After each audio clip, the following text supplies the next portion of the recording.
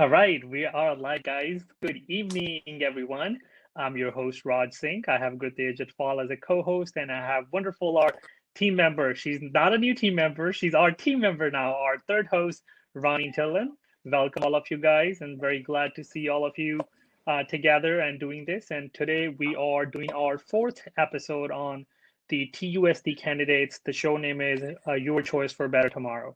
And we have very wonderful personality joining us today. His name is Gerald Jeff. Gerald is having a background in a project management office. He's a project management director.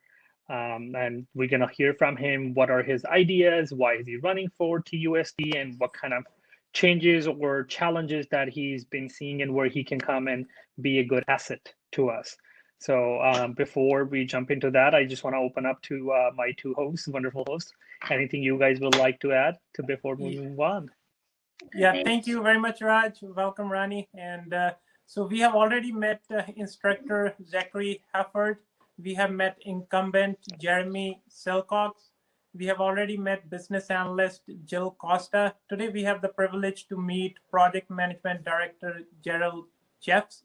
So he has a affiliation with military, with lots of universities, now globally working on the project management fields. So now I'll just add Jeff.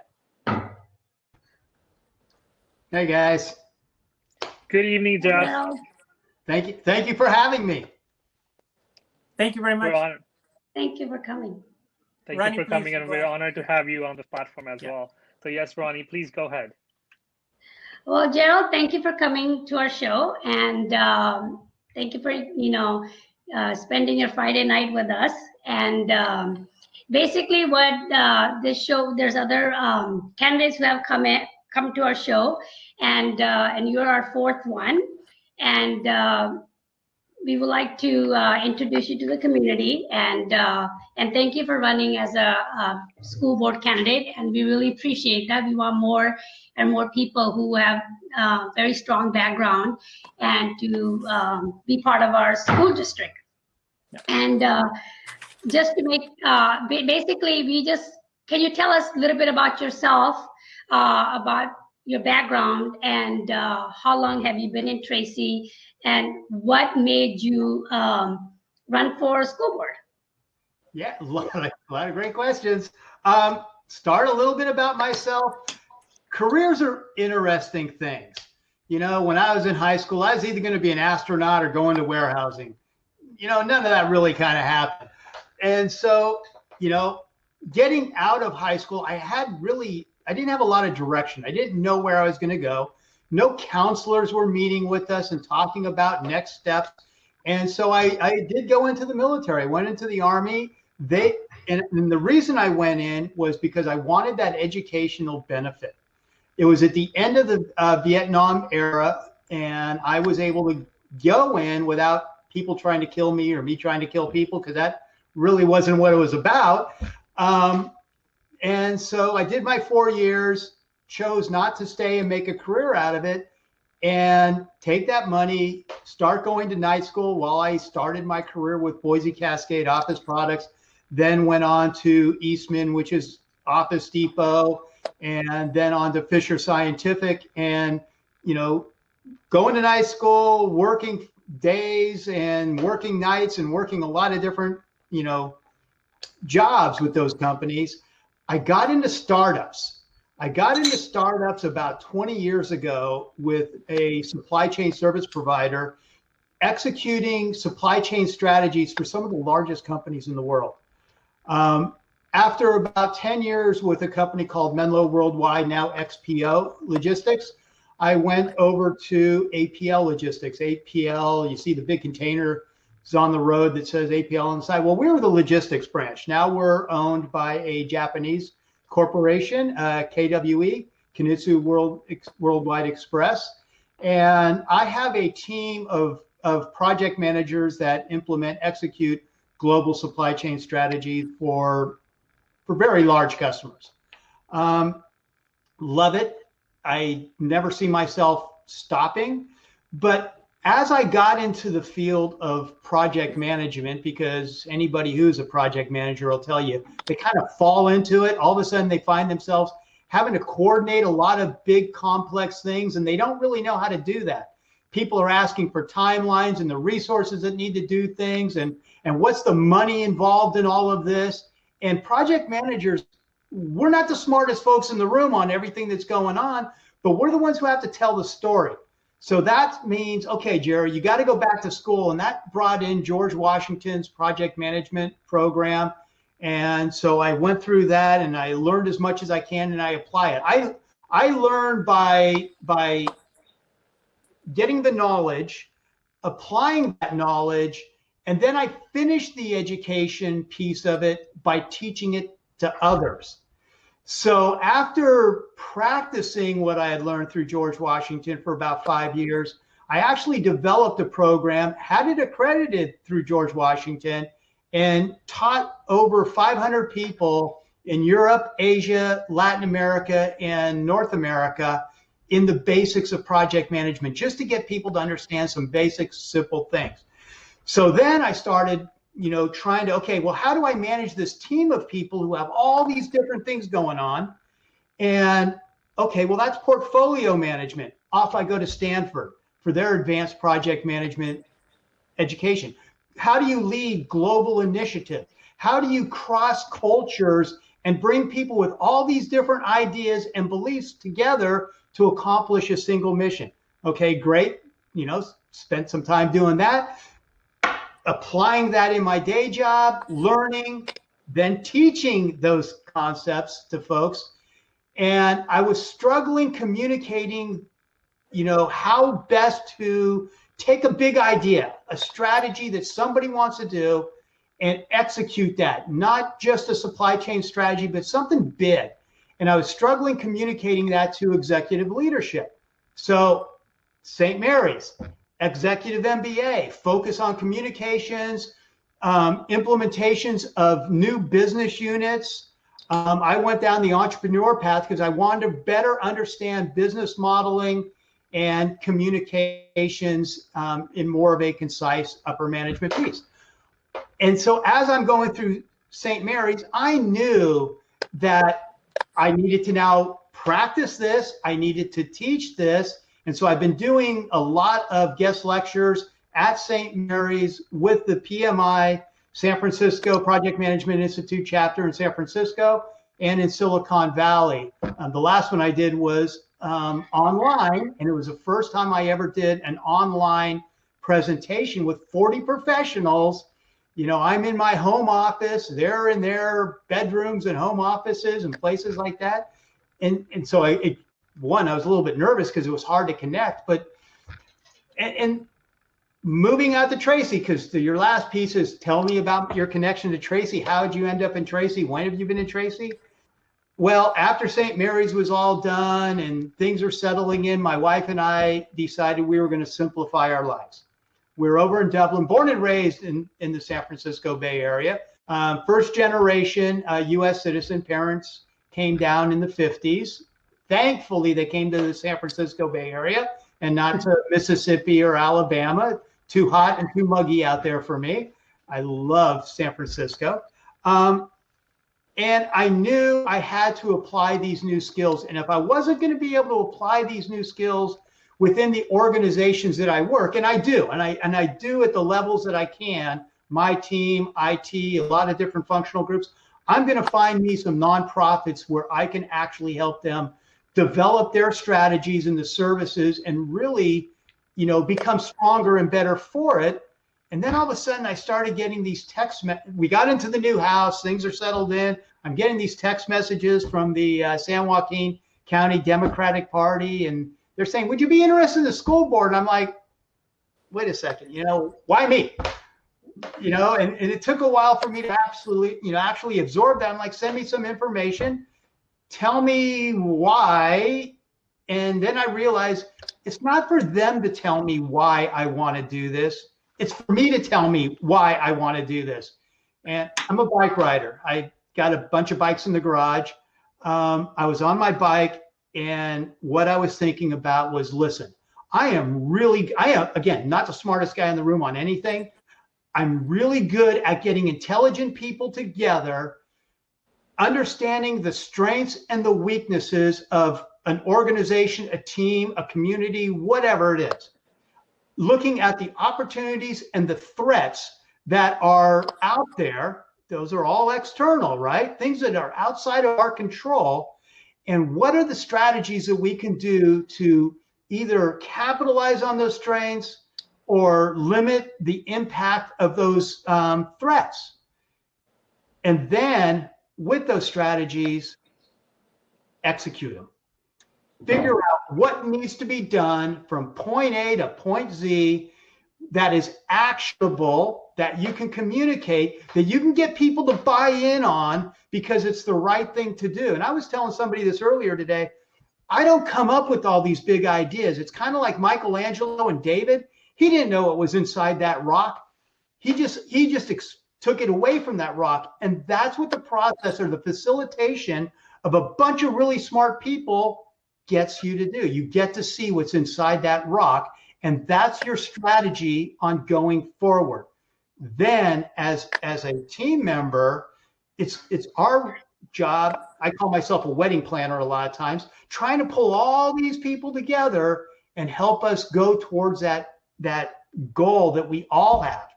I know earlier we were talking about, hey, what are your issues and the problems you want to solve? They're not my issues and my problems. They're the community's issues and problems. And the community and the teachers and the other school board members and the supporting groups that make these schools run, the bus drivers, the kitchen staff, the janitors, the principal, the vice principal, the teachers, the parents, all of these people, they're the ones who come up with the ideas and the solutions. And it's my responsibility to help facilitate that and drive that big idea to an actual outcome. So, okay, sorry, not very concise, but. No, that's good. It was that's wonderful. Good. Yeah, very good. So based on your, which you have a lot of experience, wow, and congrats on your new home. Based on all the experience, like you probably did read about Tracy School District. Yeah. What makes you think that you're a good candidate and you can change the problems that Tracy Unified Schools District is facing right now? Yeah, there's a few things that concern me about schools in general. Tracy is, the school district in Tracy's not going to be a lot different than other school districts. First and foremost is the money. I know that right now we're looking at a $12 billion for the state of California, $12 billion deferral of payments to the schools. Mm-hmm. Okay. What that equates to specifically to Tracy Unified, I don't know the exact number. I think it's somewhere between 12 and 15 million or somewhere around there. I don't know. I also know we have I'll say significant surplus. I don't know if that number's 20 million or 40 million. I've heard different things. I've seen different things. Okay, great. Let's understand the money we have, the money that we're going to have to wait for until 21, 22 budgets come out. And quite possibly if the U.S. Senate does something, we may only get a $6 billion deferral to the state of Cal. The deferral that Tracy Unified gets hit with may only be half of what we're expecting, but we got to plan for the worst and hope for the best, right? So we got to understand the numbers, and we have to figure out a way to make sure when we get through this, and it is going to be a fiscal challenge. Just let's agree on that. When we get through it, we need to come out of it stronger, not in a position of weakness where we have to rebuild. We have to figure out a way. And again, a bunch of smart people, smarter than me, can help us figure out how to do that. The second thing I'm most focused on for Tracy is my whole gig is around balance and equitable, balanced and equitable educational experience for all students. And right now with COVID, and I have the personal, I wake up every morning and the first thing I do after I make a cup of coffee is I sit down on my computer and I look at the COVID numbers. I'm also responsible for global safety and security for our organization. That's 7,200 employees. I have to understand what's going on with COVID, and I focus on North America. And that tells me the numbers I look at every single day. I don't really care about projections because, yeah, I can put a pin in it and say that. I want to know what is happening today, because what's happening today tells me when I think we're going to come out of this. I don't think we're going to see education like we saw at the beginning of the year again for another 18 months, if not longer, if ever. Mm-hmm. That also opened up this thing that, okay, yeah, we can make sure all of our kids have the technology they need to do at-home learning. That's just a piece of it. It doesn't mean we have an equitable education experience for those who don't have consistent internet or people, a support system at home that is there to help them through those math problems, English problems, science problems, music problems, physical education. What does it just go out the window? How do we make sure those kids aren't just, sitting in front of a TV or a Game Boy? How do we do that for all the students? A lot of students have the great support system. Come on, I've got 5 computers in my home office. If something goes down on one, I go to another. I boot up a hotspot on a phone and I've got internet connected. That's not the case for a lot of people. Who does that 10-year-old working on a homework assignment on Saturday call? Is there a 1-800 I need help because my system went down or I have a problem I just can't solve and my parents, don't know how to solve it? Who do I go to? Yeah. And then the last piece of it really, and it's not, and it's last on my list, but it's the thing that keeps me up at night. Again, global safety and security. I'm concerned about the safety and security of these students, not just when they are on our properties. And I haven't heard a lot of discussions around how do we help our students that may be in unsafe, unsecure environments outside of school. Because if you want to see something impact and we could talk about test results later because I have opinions on that too. It's a student who's not getting a good night's sleep. It's a student who's not being fed, or knowing where their meals come, or it's a student living in a domestic violent, situation, or they're constantly moving. You can just continue to list off the disruptions that make a student feel unsafe. So if they feel unsafe at home, where's their head? How are they doing in their homework? Mm-hmm. So I don't know. I don't think I answered your question. I mean, you're very compassionate about this. I mean, those are the questions that we were going to ask you, and then we're glad that you actually brought them up. Oh. So basically, go ahead. So I just want to thank you, as Gerald, you took 3 points. So the key points, that is one is about the budget. So I'll just give a brief overview. Before the COVID in May of this year, so there was 11.7 million deficit. Then there was talks from the California government to cut 10% of the funding that they provide in certain area. So that would have taken this shortfall to 26 million. But then now the funding has come, the city is in surplus. But yes, you stand for one key point that nobody know how long it's going and how it's going to impact. And being a leader, being a coordinator with different agencies, you'll definitely work towards a healthy fiscal school board. And the other point is, the technology as well as the preparedness, that these kinds of situations happen. Nobody knew and nobody was prepared.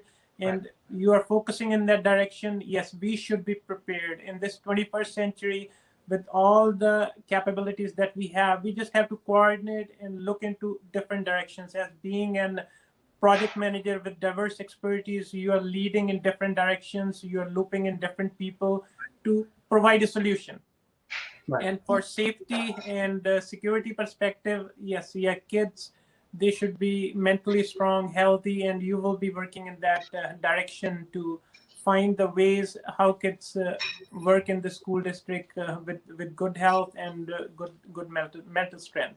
Right. So now I have a young kid from the school, so I would just invite her to ask her question. So I'll just request Gurleen to introduce herself and then have a question for Jeff. So my name's Gurleen. I graduated from Tracy High in 2019, and I'm currently a second-year student at San Jose State University. So I had a question for you. So earlier you had introduced yourself, and you told us how you had difficulty, defining your goals and career choices in high school, which, I mean, I'm sure every student relates to, and I've related to it myself.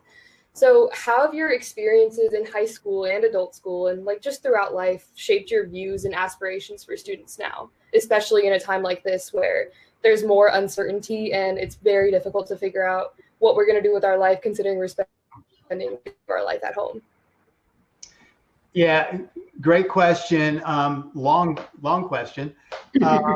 We'll start with the high school part. You mentioned difficulties, and yeah, you can relate to that. It was non-existent when I went, and I don't know from my understanding and the people that I've been talking to, it's better now.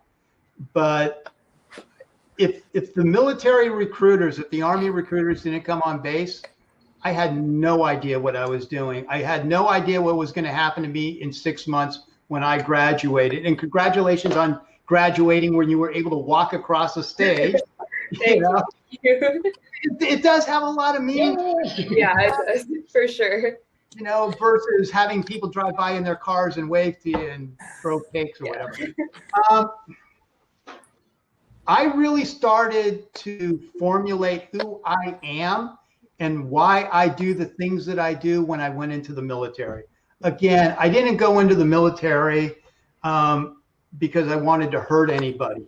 I went into the military because I had an objective, and that objective was to get the education that I needed. If I had to do my job and I had a top secret security clearance, I had the power of a lot of big guns at my direction, I was absolutely going to do what I was trained to do. I didn't want to do what I was trained to do. Mm-hmm. And I saw too many people around me who actually wanted to apply the skills that they had learned. I really knew it wasn't for me. Going into the working world, Boise Cascade, great company, absolutely amazing company, family kind of feel to it, right? 30 years, I left 30 years ago from Boise, and a lot of the people that I went there with are still kind of there. Now they're part of Office Depot also. But one of the reasons I left Boise was because a friend, there was a couple things. There's not many people who could say this, and this is not something I am proud of. This is just something that has completely defined a lot of my thinking. I was called to sit on a jury at one point. I totally disagree with the death penalty. And I was one of the people who had to stand up and say death to a person. I think about Robert Fairbanks Jr., and this was back in the late 80s. I think about Robert Fairbanks Jr. at least once a month. He's still on death row. He'll always be on death row. That changed a lot in me. So I needed to kind of get out of Boise. I needed to do something different. A friend of mine said, come over to Office Depot, and I'll use the name Office Depot. They were Eastman at that point. Lead our warehouse for us. That weren't a cultural fit. I started learning then that culture, an organization culture, mattered more to me than the money I was making. And so off to Fisher Scientific, I got to fix a completely failed implementation of a new warehouse management application. They've been struggling for 3 years after implementing this thing. People were flying in, costing them tons of money. We got it fixed in 3 months, and it was easy to fix. I did that. Then I started helping them do startups throughout the country, and I just had to do something different. I consider going to what I did the next thing is my PhD in supply chain, because I got to see problems in a year. I would see problems at 20 or 30 different organizations that I got to help fix. And I'm talking big problems and big companies. You know, was I always leading them? Heck no. I needed to learn how to lead those teams of IT professionals, HR, operations, legal, finance, you know. And when you talk about IT, any of you guys in IT at all? There is no IT. IT is built up of networking, infrastructure, databases, different applications. You know, one guy who knows a warehouse management application that has no idea about the transportation applications. Right. So just this cross, and I learned, Gurleen, again, not the smartest dude in the room, right? If I want to get things done, I have to get it through trust with the experts that are in the room and help lead those experts. And I don't even know if lead is the right word. It's facilitate those experts to develop the best solution and then execute that solution. I know a lot of people talk about, well, you have to be willing to compromise and all that stuff. I'm not a huge fan of the word compromise. Yes, you have to be able to compromise at some level, but many times you can compromise yourself right into a bad solution. And what we can't have is that. If you're going to develop anything, and it could be for this, you know, school district in Tracy, it could be for a large consumer products goods or a retailer, it's got to actually fit their needs. It's got to fit the needs of their customers. It's got to actually return results. So it's all of those experiences that made me who I am. I don't even know how I got to be how I am. My mom didn't even become a United States citizen until she was in her 70s. My dad passed away before he became one. I grew up in a neighborhood in South San Francisco where 50% of the households, at least 50%, they were either operating engineers, teamsters, longshoremen, teachers, sheet metal workers. You know, I don't know how I developed I don't know how I developed who I am. It's the hard work and your passion it's like a melting pot of doing all your yeah. For the longshoresmen, so as you mentioned, so when I started my career, so it was on Pier 1. So one of my manager, so his kind of parents, they were in that arena. So he used to tell always, so here longshoresmen would use their strength, physical strength. But now things have changed. Now you don't have to develop that, but you have to stay healthy. But now you have to acquire knowledge. Always keep using your knowledge as your experience from where you came, military, then education, then using that education in the fields. Again, getting the relevant education whenever you had a chance.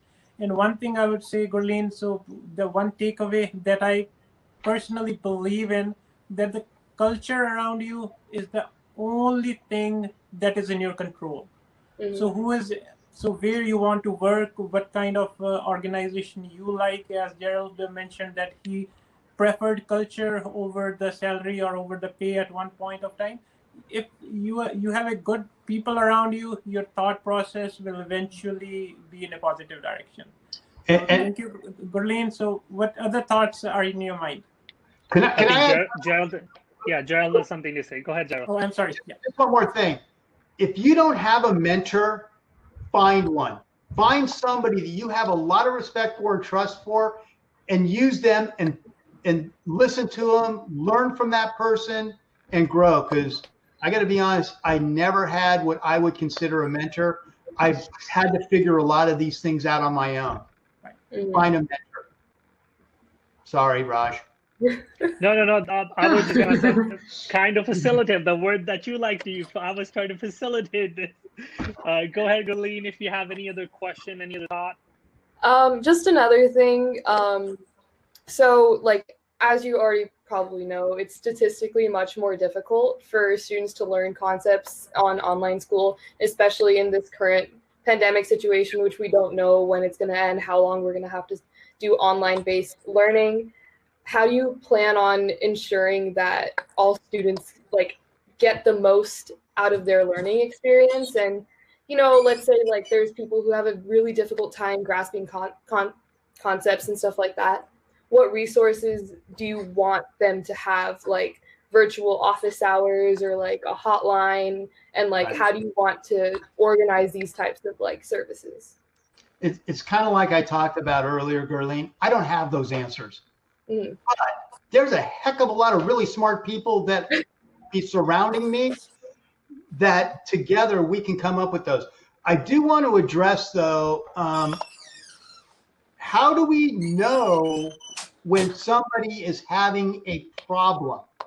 And somebody mentioned to me, I don't know, I've been doing a lot of these conversations. Well, we get it through the performance exams, right?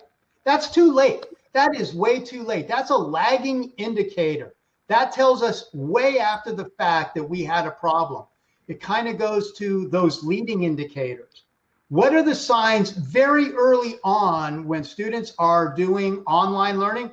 The program I did with St. Mary's, it was a hybrid program, half this kind of a meeting online, not on your own, and the other half was in class. So I do understand the challenges with it. We have to understand and measure things. Maybe it's students not logging in on time. Maybe it's not logging in for the entire class, or not logging in at all, not getting homework assignments on, or not in the formats that I don't know. But I know that the test at the end of the year, that is useless if we aren't tracking data points earlier in the process that tell us we have a problem. Mm-hmm. Yeah, Sorry. that definitely makes sense.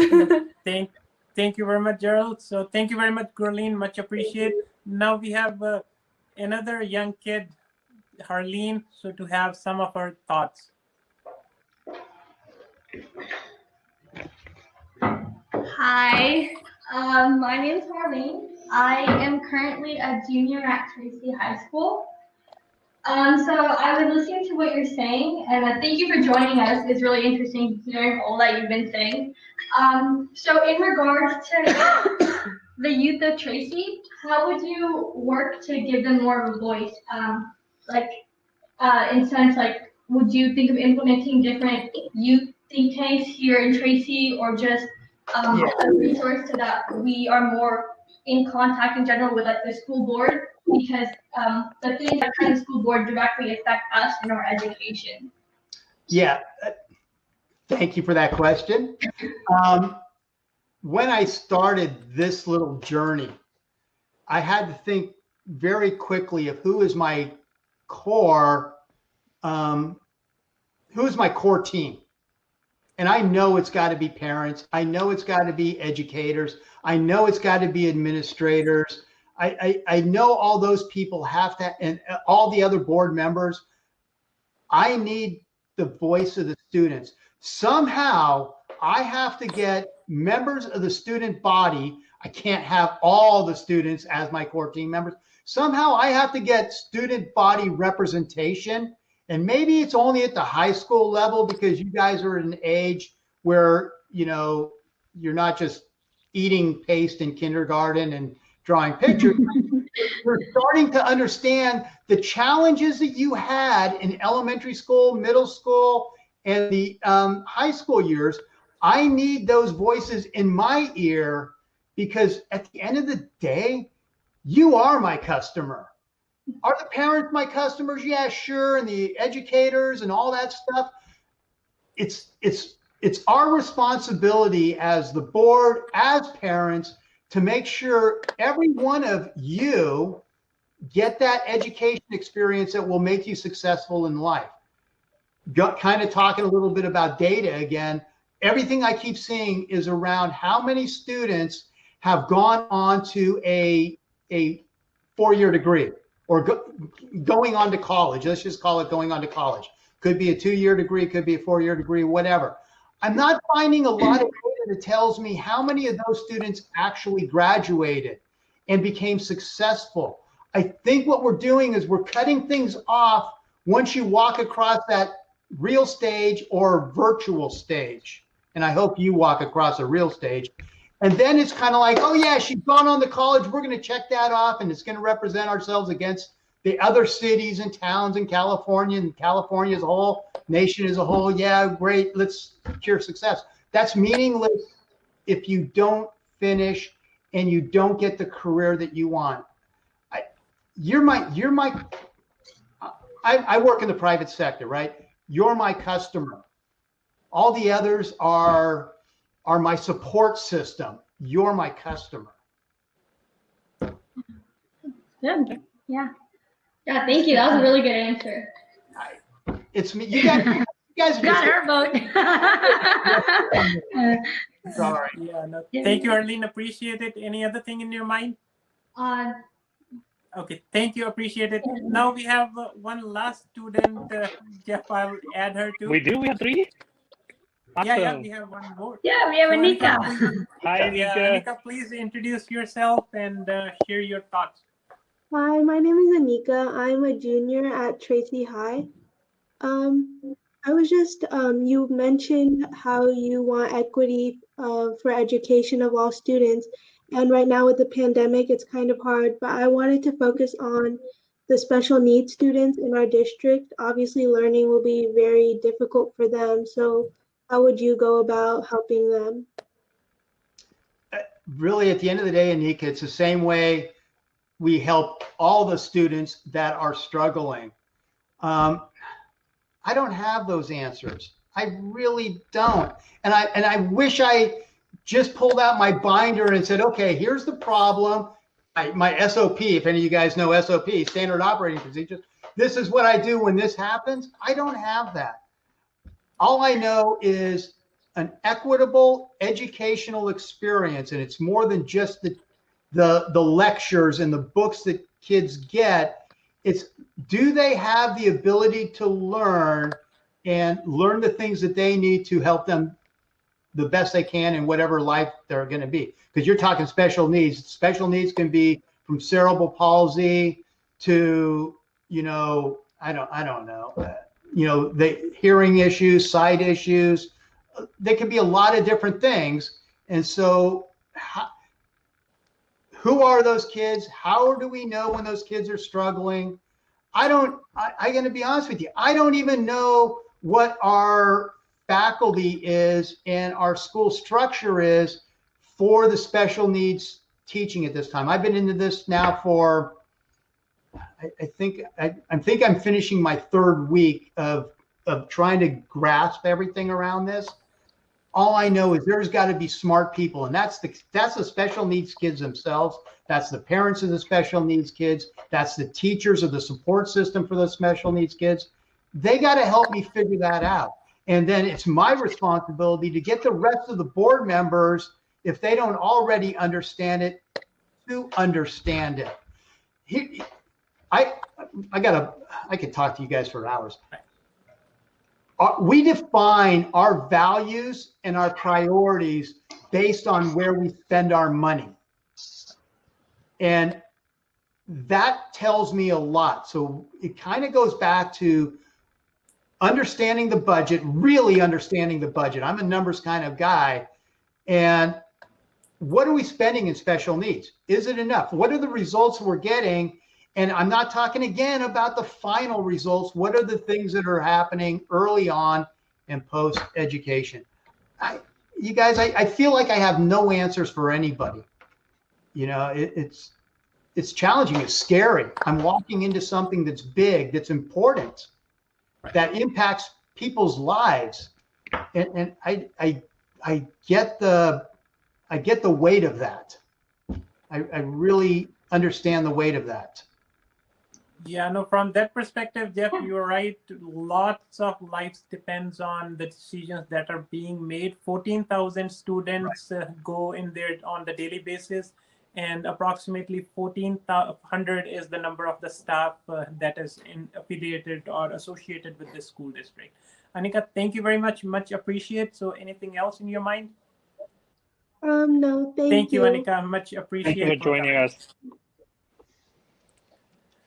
Ronnie, I think you've been holding your question. So yeah, I've been holding. Yeah, God, actually, yeah, I'm like, you can see it here, right? Yeah. Gerald, I mean, I love your honesty. I mean, you know, I like, you actually pretty much answered a lot of the stuff that I actually want to ask, and you have a lot of experience, and I see that you're a problem solver. And since you have worked on the globe, so do you think, in your opinion, that we are giving our kids enough tools to get out there in the world, in this world, and are they ready for college? Are they ready for this world? Because it seems like in our country, just in the United States itself, I feel that our education system has not changed much. We just recycle everything over and over and over, and where we're like, oh no, we do change books. We change the books to a new author, whatever, but there's no change. I mean, there's 10% of the children definitely will succeed. Nobody can stop them. What about that 90% that are struggling? They're lost in the system? I mean, they have no idea. Like Gurleen had mentioned it, and where there's no counselors to guide them. There's no mentor, and what should we do to do that? Because should we hire more staff, or I don't understand, because we're actually not ready. Our children are, when they graduate from high school, they're not ready for the world. We cannot compete with other countries. Right. You asked my opinion. Here's my personal opinion. The world is changing at this speed. We're changing our education processes at a tenth of that, if even. If we were changing our educational mentality and how people learn, this pandemic and online learning, it would have been just a little bump in the road. We scramble like crazy. We're still scrambling like crazy, playing catch up to figure out how to make this work. Yeah.